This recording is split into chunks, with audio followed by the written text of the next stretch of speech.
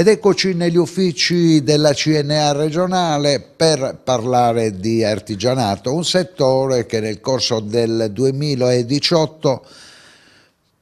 ha goduto di grandi attenzioni in Consiglio regionale, soprattutto perché alcuni membri dell'Assemblea consiliare hanno avuto attenzioni speciali per questo settore.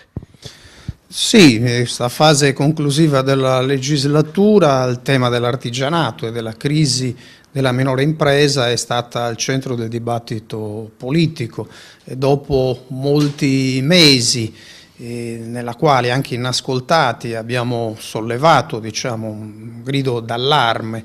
per le modalità con cui il sistema della piccola impresa stava vivendo quest'ipodromo di questa crisi lunghissima, c'è stata, diciamo, un'attenzione che poi è sfociata anche grazie a un'interlocuzione positiva che abbiamo avuto con le commissioni bilancio, attività produttive e con il Consiglio, diciamo, regionale. Oltre all'interessamento dell'assessorato all'artigianato ci sono state alcune misure che sono state inserite nella legge finanziaria regionale sulla quale noi adesso attendiamo che arrivino, insomma, gli atti e i provvedimenti che servono poi a renderle effettivamente operative. In particolare sono stati due consiglieri, entrambi barbaricini, a avere questo tipo di attenzioni. Nuoro e la sua zona, il suo Interland, sono molto attenti al vostro settore. Beh sì, diciamo che il sistema poi della piccola impresa, ma non riguarda solo l'artigianato, diciamo, il commercio, soffre in misura particolare nelle zone dell'interno ed è un dato, diciamo, generale dell'economia della Sardegna. Le aree che vanno meglio sono quelle urbane, sono ovviamente le zone economiche situate sulla costa. Gli elementi di difficoltà strutturale più forti sono nelle zone dell'interno e quindi da questo punto di vista lì c'è anche una sensibilità, diciamo, maggiore, oltre che una conoscenza anche profonda delle dinamiche economiche di quelle zone. Piccola impresa e le decisioni prese dal governo, fino a che punto questa tassazione limitata ai 65.000 euro di incasso totale nel corso dell'anno può interessare il vostro settore? C'è ovviamente una parte che ancora rimane, come dire, marginale rispetto alla platea dei soggetti che potenzialmente sarebbero, come dire, interessati da un riordino del sistema, diciamo, della tassazione. Peraltro, ecco, nella manovra ci sono alcuni elementi di preoccupazione perché generalmente la manovra, diciamo, finanziaria nazionale non produrrà una diminuzione del livello di tassazione generale. Ci sono alcune altre misure che impatteranno con una riduzione, diciamo, significativa, non solo sul fronte degli investimenti, ma c'è... Scusi Porco, potrebbe essere valida e interessante questa prospettiva per risolvere il problema dell'emersione? Che una riduzione della tassazione ovviamente produca degli effetti positivi, non solo, diciamo, nel rilancio dei consumi, in una maggiore propensione agli investimenti e dia una mano anche su un punto di vista dell'emersione, questo è un dato generalmente acquisito. Ovviamente tutto deve essere poi rapportato anche a livelli di sostenibilità dello Stato e quindi il tema della riduzione della tassazione si inquadra poi in un percorso, diciamo, più generale, ed è il tema di far pagare un po' le tasse a tutti, di promuovere soprattutto una riduzione della tassazione sul lavoro e sulla produzione, perché abbiamo un cuneo fiscale molto alto e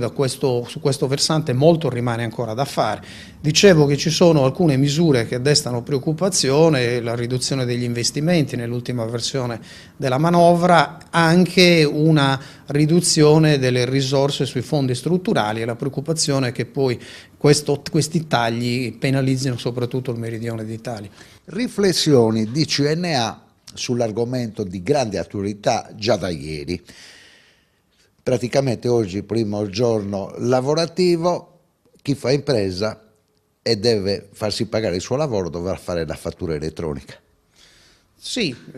qui ovviamente siamo a un dato, come dire, di criticità, considerato che questo tipo di provvedimento per certi versi è ancora avvolto in elementi che destano preoccupazione. Ci sono delle criticità che noi abbiamo sollevato e sulle quali peraltro il governo a livello nazionale è impegnato. È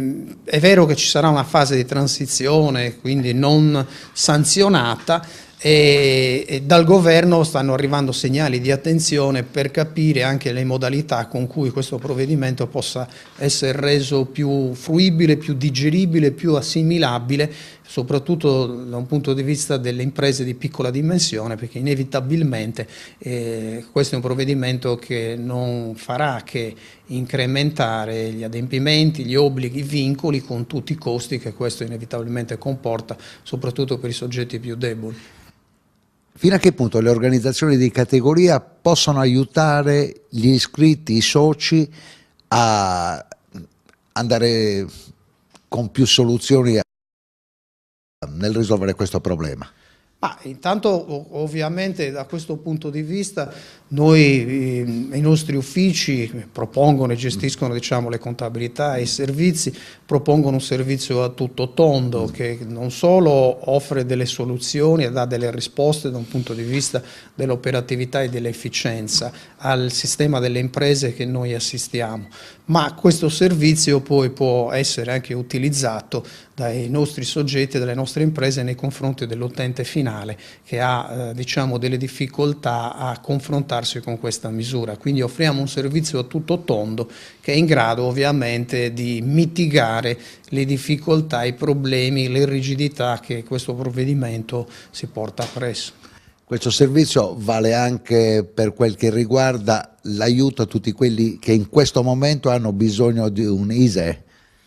Sì, ovviamente sì, quindi ci sarà uno sforzo da parte dei nostri centri di assistenza fiscale, dei CAF, dei patronati. Ovviamente la normativa è una normativa in evoluzione e tutti gli elementi che noi sappiamo di prospettiva dal reddito di cittadinanza, alle forme, alle modalità con cui ovviamente questo poi verrà erogato, inevitabilmente produrranno un'aspettativa e quindi un livello anche di pressione da un punto di vista delle richieste e noi ci stiamo insomma preparando per poter assistere i nostri associati e più in generale anche l'utenza più che ovviamente ha necessità di avere dei riferimenti certi.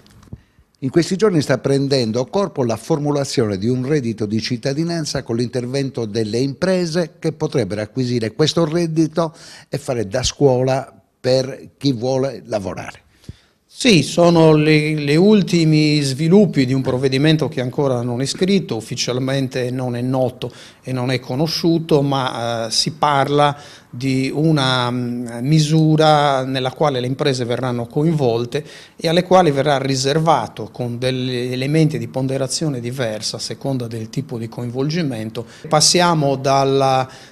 dimensione di un reddito che era di pura, diciamo, assistenza a un reddito che si muove e si colloca in uno scenario del mercato del lavoro più proattivo, più attivo, con coinvolgimento del sistema imprenditoriale e questo credo che sia un fatto sostanzialmente positivo. Conclusione obbligatoria, riprendendo quanto detto dal presidente della Confindustria Meridionale, Maurizio De Pascale, osservando quello che ha fatto il governo Pigliaru nei suoi 5 anni, la grande malinconia per una legge di governo del territorio che non è andata a buon fine. Eppure Francesco Porcu questo se l'aspettava.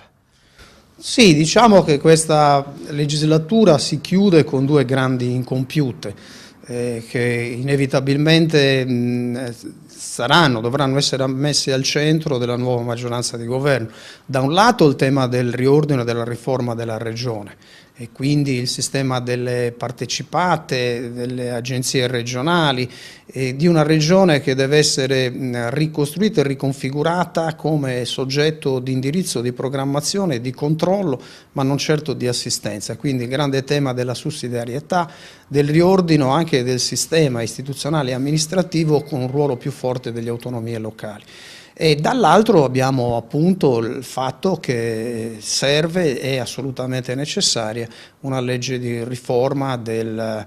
sistema, diciamo, di tutela, di salvaguardia dei suoli, quella che comunemente chiamiamo legge urbanistica. Ripeto, questo è un tema centrale, dirimente, che inevitabilmente dovrà essere posto al centro della nuova maggioranza. Sappiamo gli esiti, il fallimento della proposta che è stata fatta, ne abbiamo parlato più volte.